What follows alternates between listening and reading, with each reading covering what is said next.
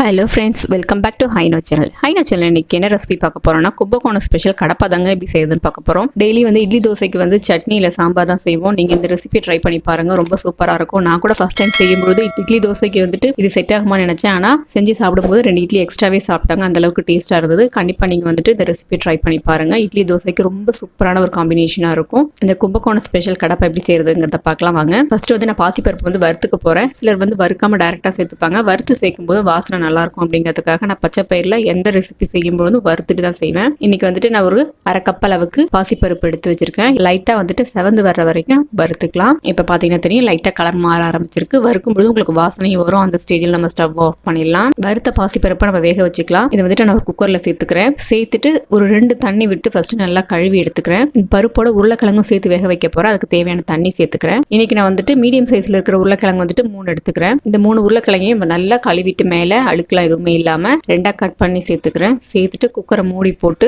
ஒரு 3 விசில் வச்சா போதுங்க. ரொம்ப விசில் வச்சிங்கன்னா ரொம்ப குழகுழப்பாயிடும். 3 விசில் வச்சிங்கனாலே பருப்பும் உருளைக்கிழங்கு வெந்துடும். இது வேகட்டும். அதுக்குள்ள நம்ம இதில் சேர்க்கறதுக்கு தேங்காய் அரைச்சிக்கலாம். அரை மூடி அளவுக்கு தேங்காய் இந்த மாதிரி பல்லா கீனி சேர்த்திருக்கேன். நீங்க துருவி சேர்க்கறனால சேர்த்துக்கோங்க. காரம் இதுல பச்சை மிளகாய் தான். இந்த பச்சை மிளகாய் காரம் இருக்கும் அப்படிங்கனால ஒரு 6 பச்சை மிளகாய் சேர்த்துக்கிறேன். ஒரு சின்ன துண்டு அளவுக்கு இஞ்சி அதிகமா சேர்த்துறாதீங்க. பூண்டு ஒரு 10 பல்லு பூண்டு. இதோட 1 டீஸ்பூன் அளவுக்கு கசகசா சேர்த்துக்கணும். இதோட கடைசியா 2 டேபிள் ஸ்பூன் அளவுக்கு பொட்டுக்கடலை சேர்த்துக்கிறேன். இதோட 1/2 டீஸ்பூன் அளவுக்கு பெருஞ்சீரகம் அதையும் சேர்த்துட்டு தண்ணி விட்டு நல்லா ஃபைன் பேஸ்டா அரைச்சிக்கலாம். இப்போ நம்ம தேங்காய் விழுது ரெடி ஆயிடுச்சு. இது ஒரு சைடு இருக்கட்டும். இப்போ பாத்தீங்க அப்படின்னா நம்ம பருப்பு உருளைக்கிழங்கும் வேக வச்சோம். அது நல்லா வெந்திருக்கு. ப்ரெஷர் போனதுக்கு அப்புறமா நான் குக்கர் ஓப்பன் பண்றேன் பாருங்க. பாசி பருப்பு நல்லா வெந்திருக்கு. உருளைக்கிழங்கே கூட பாருங்க உங்களுக்கு நல்லா வெந்திருக்கு. ஒரு உருளைக்கிழங்கு நல்லா மசிஞ்சியே உங்களுக்கு போயிருக்கு பாருங்க. இப்போ நான் உருளைக்கிழங்கு தனியா எடுத்து வச்சிடுறேன். இப்போ பாசி பருப்பை இந்த மாதிரி ஸ்மாஷர் இருந்தது அப்படின்னா நீங்க அதை வச்சு ஸ்மாஷ் பண்ணிக்கோங்க. இல்ல குழி கரண்டி நல்லா வெயிட்டான கரண்டி இருந்தனாலும் அதை வச்சு நீங்க சூடா இருக்கும் போதே நல்லா மசிச்சு விட்டீங்க அப்படின்னா உங்களுக்கு நல்லா மசிஞ்சிடும். இப்ப பாருங்க பருப்பு நல்லா மசிச்சிட்டேன். நமக்கு தேங்காய் விழுதும் ரெடி ஆயிடுச்சு. பருப்பு உருளைக்கிழங்கு எல்லாமே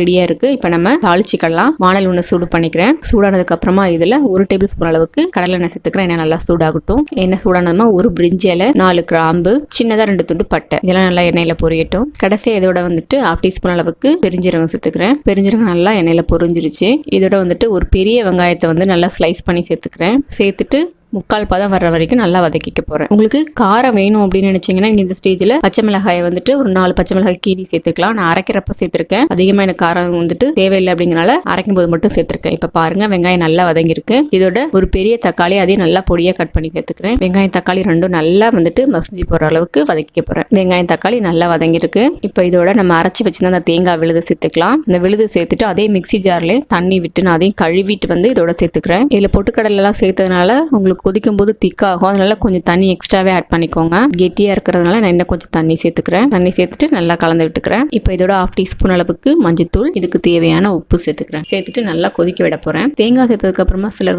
திரிஞ்சு போகும் அப்படின்னு சொல்லுவாங்க. அப்பெல்லாம் எதுவுமே ஆகாது. நீங்க இந்த மாதிரி கலரி விட்டுட்டே இருங்க. இப்ப பாருங்க கொதிச்சிட்டு இருக்கு. உங்களுக்கு பார்க்கும்போது தெரியும் இதுல தேங்காய் தெரியவே இல்லை. இப்ப தேங்காய் விழுதோட வேக வச்சு மசிச்சு வச்சிருந்த அந்த பாசிப்பருப்பையும் சேர்த்துக்கலாம். பாசிப்பருப்பு உருளைக்கிழங்கு எல்லாம் சேர்க்கும் போது இன்னும் கொஞ்சம் உங்களுக்கு கெட்டி ஆகும். அதனால இன்னும் கொஞ்சம் தண்ணி சேர்த்துட்டு நம்ம கொஞ்சம் கொதிக்க விடலாம். பாசிப்பருப்பும் சேர்த்ததுக்கு அப்புறமா நல்லா கலந்து விட்டுட்டு இதையும் கொதிக்க விட போறோம். ஒரு 2 நிமிஷத்துக்கு கொதிச்சா போதும். இப்போ 2 நிமிஷம் ஆயிடுச்சு. நல்லா கொதிச்சிட்டு இருக்கு. உப்பு டேஸ்ட் பண்ணி பாத்துக்கோங்க. கம்மியா இருந்தது அப்படின்னா நீங்க இந்த ஸ்டேஜ்ல சேர்த்துக்கலாம். எனக்கு கொஞ்சம் கம்மியா இருந்ததுனால உப்பு சேர்த்துக்கிறேன். கடைசியா இதோட நம்ம வேக வச்சு வச்சிருந்த உருளைக்கிழங்கு சேர்த்துக்கலாம். நான் தோல்லாம் எடுத்துட்டு இந்த மாதிரி கையாலே செஞ்சுக்கிறேன். ரொம்ப நீங்க குழைய செஞ்சுட்டீங்கன்னா கிரேவி உங்களுக்கு திக்கா குழகுழப்பா இருக்கிற மாதிரி இருக்கும். இந்த மாதிரி ஒன்னும் பாதியமா கையால உடைச்சு விட்டுட்டு சேர்த்துக்க போறேன். உருளைக்கிழங்கு சேர்த்துட்டு ஒரு நிமிஷம் கொதிச்சாலே போதும். நம்ம ஸ்டவ் ஆஃப் பண்ணிடலாம். உருளைக்கிழங்கையும் சேர்த்துட்டு ஒரு நிமிஷம் நல்லா கொதிக்க விட்டுறேன். இப்ப பாத்தீங்கன்னா 1 நிமிஷம் ஆயிடுச்சு. நல்லா கொதிச்சு இந்த பச்சை வாசனை எல்லாம் எல்லாமே போயிட்டு நமக்கு அந்த கிரேவி சூப்பரா ரெடி ஆயிடுச்சு பாருங்க. கடைசியா நல்லா பொடியா நறுக்கின கொத்தமல்லி தழை கொஞ்சம் அதிகமா தூவிட்டு ஸ்டவ் ஆஃப் பண்ணிட்டோம் அப்படின்னா சூப்பரா நம்மளுடைய